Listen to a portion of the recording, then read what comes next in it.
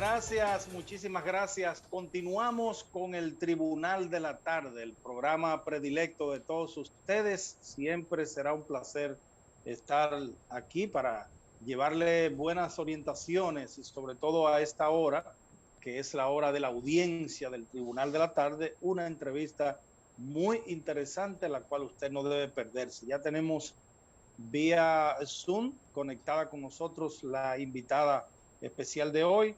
Se trata de Vivian Purcell. Ella es su directora de la Asociación de la Acción Empresarial para la Educación Educa en la República Dominicana. Vivian, un honor tenerte aquí en el Tribunal de la Tarde. Buenas tardes, el placer es mío. Muchísimas gracias por la invitación. Bueno, de inmediato vamos a entrar en materia porque la situación, pese al llamado de las autoridades de salud pública, las autoridades de educación han llamado pues a un reinicio del año escolar ya de manera presencial, o sea, aumentado, porque desde hace un mes atrás pues habían algunos colegios, algunas escuelas también que ya se estaba dando educación presencial, pero ahora se ha ampliado, hay más escuelas. Ustedes, ¿cuál es la posición de ustedes en este sentido? Bien, desde Educa siempre hemos abogado por el retorno a la presencialidad. Lo hemos estado haciendo desde que la evidencia científica indicaba que era seguro volver a las aulas si se cumplían con los protocolos. Entendemos que esto se debió haber hecho hace mucho tiempo, porque si bien es cierto, las autoridades han hecho un esfuerzo enorme para el tema de la educación a distancia, el plan queda cojo cuando no tiene esa parte de presencialidad, cuando falta ese relacionamiento entre los estudiantes y los docentes. Entonces, definitivamente apoyamos esa iniciativa del retorno a la presencialidad y le pedimos a la comunidad que ponga de su parte y que mande a sus hijos a los centros educativos y que cumpla con los protocolos que hay que llevar. Sí, de hecho, Vivian, tenemos entendido que en algunos colegios privados se han hecho algunos pilotos de presencialidad hasta el momento. ¿Qué reportes tienen ustedes de si ha habido algún inconveniente o los resultados han sido positivos? Sí, se han hecho pilotos tanto en el sector privado como en el sector público y el propio ministro reconoció que en este mes que se ha tenido ese retorno a la presencialidad en el sector público no se han registrado casos ni en los alumnos, ni en los profesores, ni en el personal administrativo. Porque es que la evidencia está, o sea, si nos adherimos a los protocolos como lo hacemos para ir a trabajar, para ir al supermercado, para ir a los restaurantes, es decir, el uso de mascarillas, el distanciamiento y la higiene, es seguro poder volver a las aulas. Así mismo. Vivian, ¿y han tomado ustedes en cuenta lo expresado ayer por el presidente de la República sobre pues, un aumento de la positividad en algunos puntos del país, incluyendo el Gran Santo Domingo, ante esas situaciones, incluso también denuncias de diferentes hospitales de que se encuentran abarrotados de casos? ¿No entienden ustedes que eso pues, podría poner en duda el tema de la presencialidad el 25 de mayo? Esperemos que no, porque lo que dice la ciencia es que si bien los centros educativos no son foco de contagio, sí lo son los lugares donde la gente va al famoso teteo. Entonces, si van a controlar algo, debería ser esos espacios de aglomeración que está teniendo la población sin ningún tipo de control, sin mascarillas, sin distanciamiento, y no los lugares donde sí es seguro y donde sí se van a cumplir los protocolos. Sí, sin embargo, hay padres de niños, tanto de escuelas públicas como de colegios privados, que no están de acuerdo, primero porque dicen que prácticamente ya el año escolar, este año escolar especial, pudiéramos decir así, por las condiciones del COVID-19, está prácticamente terminando. Entonces, que pudiera ser el retorno a la presencialidad, pero ya más adelante, ya para un nuevo año escolar, porque por el tema, señora Vivian, de que han aumentado los casos, hay un rebrote. Por ejemplo, en el día de hoy, la positividad diaria marcó un 22% y la positividad que se calcula por cada 4 semanas ya está en un 12%, cuando en un momento estuvo en un 10% con tendencia a bajar. Entonces, partiendo de esta situación, de que hay padres que se niegan a enviar a los niños la posición de Educa en cuanto a esto? Lo primero es que Educa reconoce que los padres tienen un derecho constitucional de decidir la educación que quieren para sus hijos. Es decir, si lo quieren hacer de forma presencial, de forma virtual o a distancia, corresponde a los padres decidir. Lo que el Estado tiene que garantizar es que los padres tengan esa opción de poder elegir, ok, yo quiero que mi hija vaya de forma presencial, no, yo quiero que mi hijo se quede en mi casa, no, yo quiero que mi hijo haga su clase por Zoom.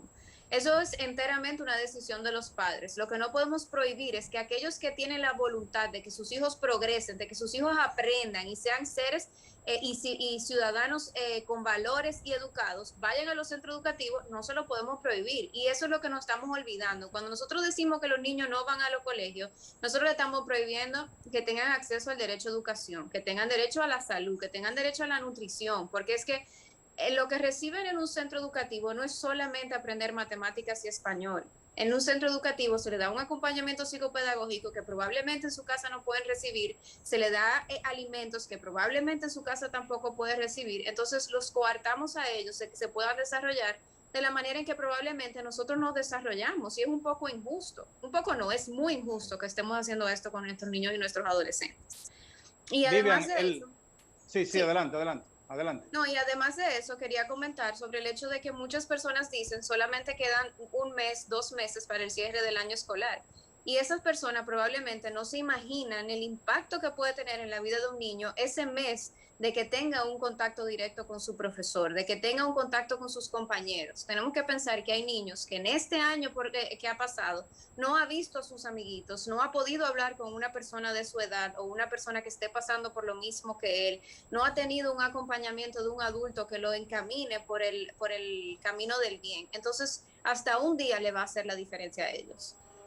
Vivian, desde el inicio del año escolar, el gobierno, obviamente, producto de la pandemia, pues el gobierno puso en marcha un plan de educación virtual, el cual pues arrancó muy bien. De hecho, yo lo vi como muy positivo, pero a medida que fue pasando el tiempo, no sé si Educa o alguna institución en la República Dominicana ha podido hacer un arqueo, un estudio de la inversión que está haciendo el Estado en este sentido, porque vemos que se ha vuelto como si fuera un espacio de mecanismo de negocio o de darle un caramelo a los medios de comunicación, porque estamos mirando educación virtual hasta por el canal de la Mona, o sea, canales que no lo ve nadie, canales que no se ve a nivel nacional, que no se ve a nivel regional y que probablemente no tenga un impacto en la educación de los niños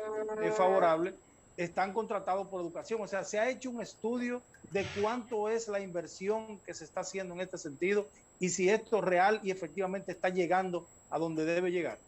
Se están realizando estudios en el momento sobre la inversión en educación en este tiempo de pandemia, que incluye no solamente ese alcance a través de la televisión, sino también la compra de dispositivos y otros insumos que se ha tenido que hacer en los últimos meses. Quiero aclararle algo, lo que nosotros estamos viviendo no es educación virtual, nosotros estamos en un proceso de educación a distancia, es unilateral.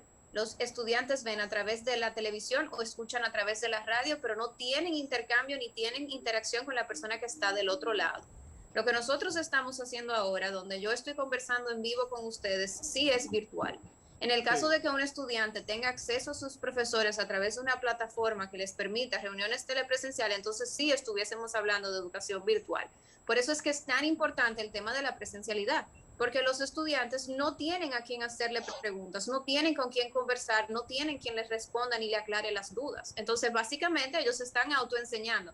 Si es que tienen la motivación para ver los programas de televisión o escuchar la radio, o tienen un padre que ha dejado de hacer todo para darle el seguimiento que ellos necesitan. Y en ese sentido les puedo comentar, nosotros hace un par de semanas hicimos una encuesta a padres donde preguntábamos si querían que sus hijos retornaran a los centros educativos y la gran mayoría dijo que sí. Donde preguntamos si ellos entendían que sus hijos que eran estudiantes estaban aprendiendo y la gran mayoría decía que no, o que no estaban aprendiendo nada o se quedaban igual. Y cuando preguntábamos sobre el aspecto socioemocional decían lo mismo, o que estaban igual o que estaban peor que antes. Entonces son indicadores que nosotros tenemos que tomar en cuenta, que ya nos van guiando y dándonos una idea de cuál es la situación. Y también por eso es que nosotros ahora estamos pidiendo tanto que cuando se regresa a las aulas a partir del 25 se realicen evaluaciones y se pueda medir qué los estudiantes han aprendido o qué tan alto está la pérdida de aprendizajes, porque nosotros tenemos que prepararnos para un año escolar. O sea, tenemos un año escolar que empieza en un par de meses también y no podemos pretender empezar como empezaría un año escolar cualquiera. Sí, hemos escuchado ¿verdad?, expresiones y leído titulares como que la modalidad a distancia llegó para quedarse. Ustedes como institución han analizado, han tenido algún estudio que haya de demostrar pues cuál ha sido la calidad recibida por los estudiantes dentro de ese marco de modalidad a distancia, tomando en cuenta las limitaciones que tenemos como país de conectividad y otras cosas?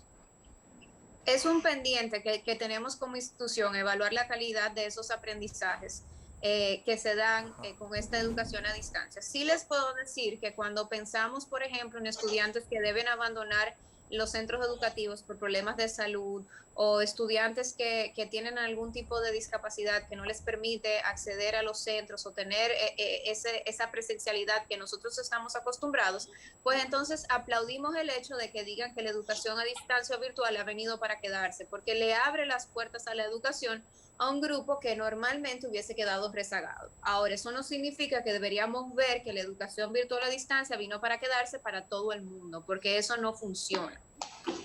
Bien. Sí, estamos conversando con Vivian Purcell, quien es la subdirectora de la Acción Empresarial para la Educación, EDUCA. Y Vivian, yo quiero preguntarle algo que los amigos televidentes quisieran preguntarle, y porque hay una inquietud. Enviamos los más pequeñitos a las clases, tanto a escuelas como colegios privados, van a la presencialidad. ¿Qué han dicho las autoridades del Gabinete de Salud, del Ministerio de Salud Pública o del Ministerio de Educación sobre qué va a pasar si un pequeñito, un niño o un adolescente inmediatamente contrae el COVID-19? ¿Qué va a pasar en esa aula? Me imagino, yo preguntaría, ¿qué va a pasar inmediatamente? Pruebas PCR para todos los niños, para sus padres, para sus tutores, para los otros amiguitos, quizás que se reúnen. O sea, quisiera que nos explicara esto, porque esa es una interrogante y que a la vez es muy inquietante. Sí, eso está descrito en el protocolo que fue publicado por el Ministerio de Educación.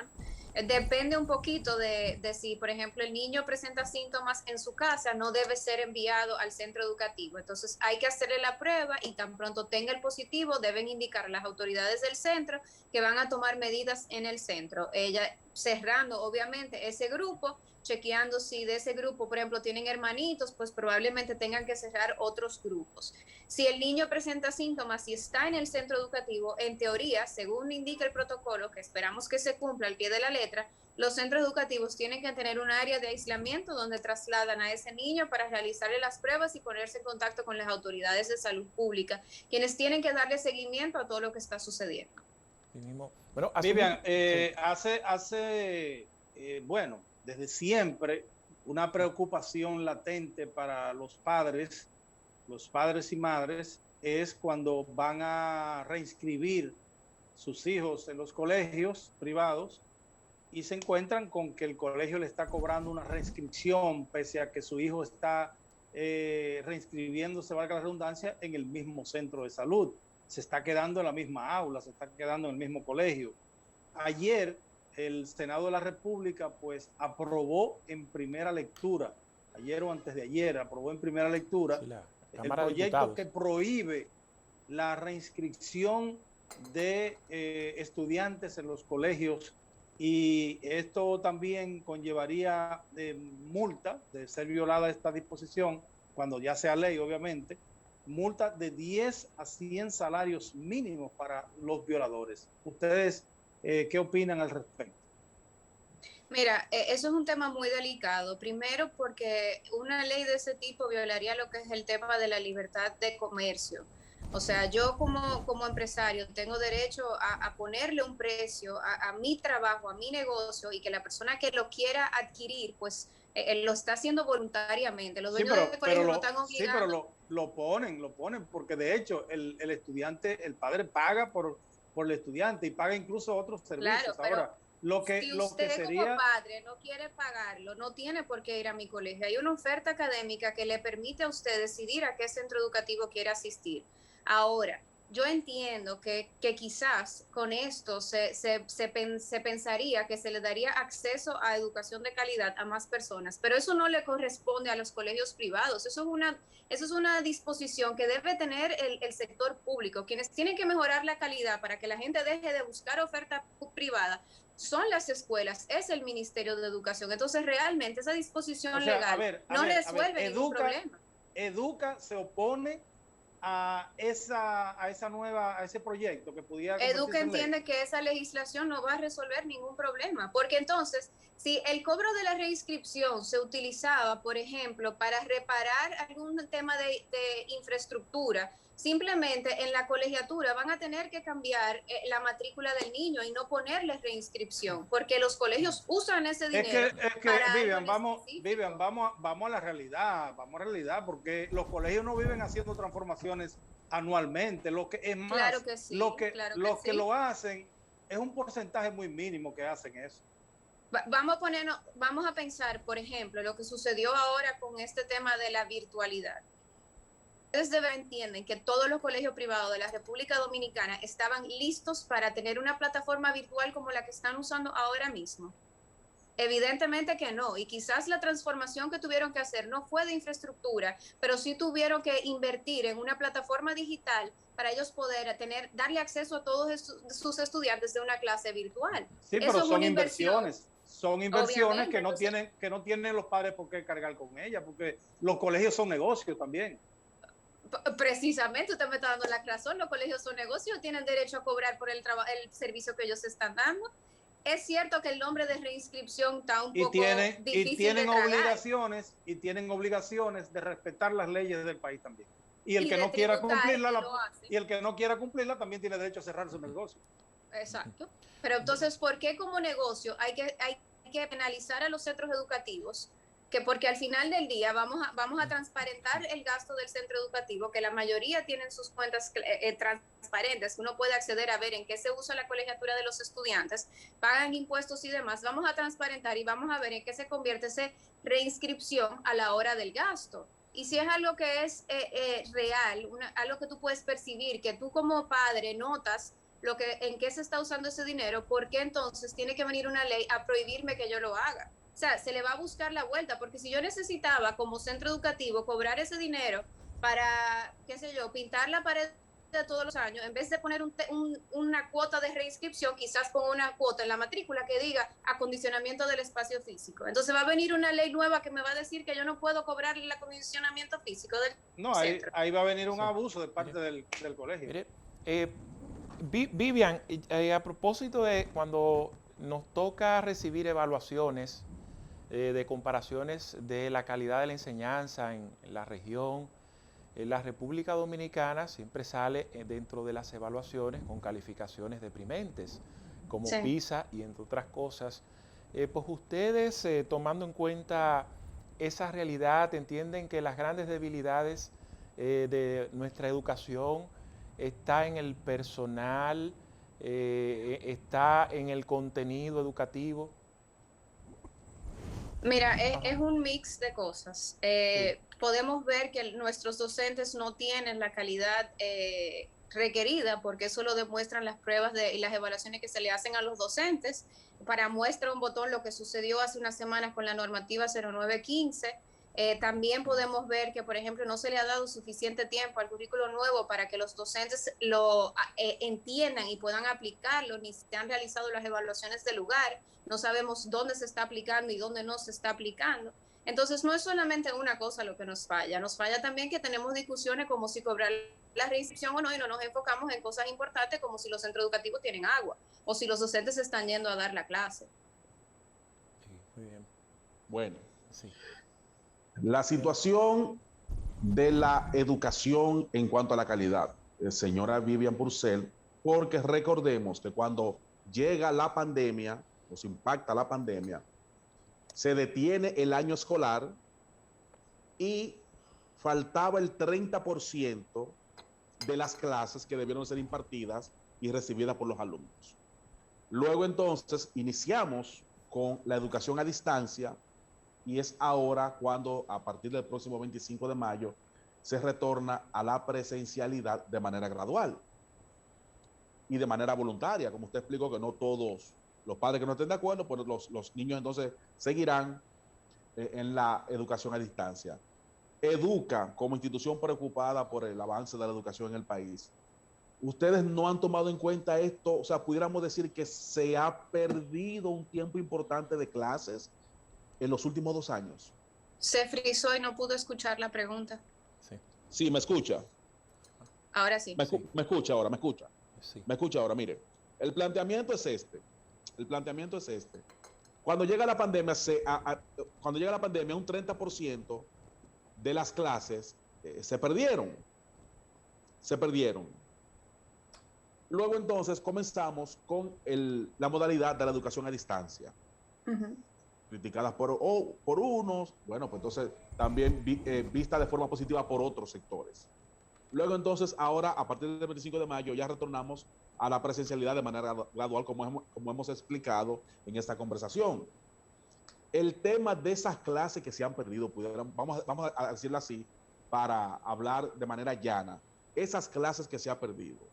Educa se ha reunido con los técnicos del Ministerio de Educación y han tratado este tema de cómo, qué se va a hacer en lo adelante para que los alumnos puedan recuperar esta enseñanza perdida.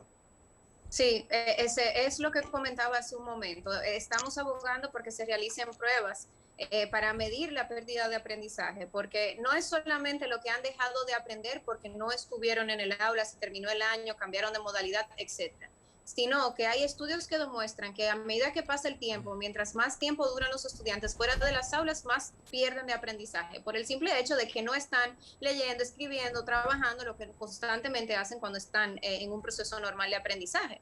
Entonces, no es solamente medir que ellos han dejado de aprender, sino también que han perdido de este aprendizaje que en teoría ya habían ganado cuando estaban asistiendo a los centros educativos. Entonces, Educa entiende que cuando reinicie la presencialidad a nivel nacional, porque sabemos que se está realizando en algunos puntos, cuando inicie a nivel nacional se deben hacer evaluaciones para ver en qué lugar se encuentran nuestros estudiantes, para prepararnos para el próximo año escolar. Y esas remediaciones se tienen que hacer a partir del primer día del próximo año escolar. O sea, estas semanas que vamos a tener presenciales deberían ser para medir, ver dónde están nuestros estudiantes y prepararnos para poder remediar esa situación tan pronto inicie el próximo año escolar. Bueno, ¿están ustedes conscientes de la importancia que amerita la prueba anti-COVID para los profesores? ¿Ustedes están convencidos de que ya todo el personal docente y administrativo de los colegios privados se han realizado la prueba? No es solamente la prueba. Los docentes en su mayoría, creo que el 90% de los docentes ya tienen la segunda dosis de la vacuna. O sea, es un tema de que ellos se le dio prioridad para el proceso de vacunación y se le ha dado ese acompañamiento, esa formación que necesitan. Incluso tienen un programa certificado con médicos que se llama Todos a Bordo, que les enseña a manejar la situación en los centros educativos. Entonces la preparación está y el acompañamiento también. Bueno, finalmente por mi parte, Vivian, aparte del rol del aprendizaje, los colegios pueden considerarse como parte de la economía en cuanto a la generación de empleos, pago de impuestos, etcétera. Ustedes como Educa tienen o manejan reportes de cuáles han sido los daños causados por esta pandemia y este tipo de modalidad semipresencial o de modalidad a distancia, es decir, cuántos colegios se han visto afectados, cerrados, las pérdidas de empleos. Sí, en su mayoría en el sector privado han sufrido bastante los centros educativos. Ha habido cambio de modalidad también. En el sector privado se ha hecho una fuga a lo que es el homeschooling, que también es diferente a lo que es el modelo virtual o a distancia. Entonces, sí se han visto afectados en temas de tener que cerrar porque no podían pagar este cambio a la virtualidad o no pudieron adaptarse a los modelos. Esperamos que en los próximos meses las cosas se regularicen, si es cierto que se retorna a la presencialidad, y pues de cara al próximo año también que tengan un poquito más suerte. Muy bien. Bien, pues muchísimas gracias, agradecido de que estés con nosotros en el Tribunal de la Tarde y nos haya pues dado tu parecer y nombre de Educa acerca de todas estas situaciones que involucran a los colegios privados. Muchas gracias. Gracias a ustedes por la invitación. Bueno, muy bien, de esta forma despedimos la entrega de este miércoles, agradecido de su sintonía e invitando a mañana, como de costumbre, de 6 a 7, otro Tribunal de la Tarde por Telefuturo Canal 23. Buenas noches.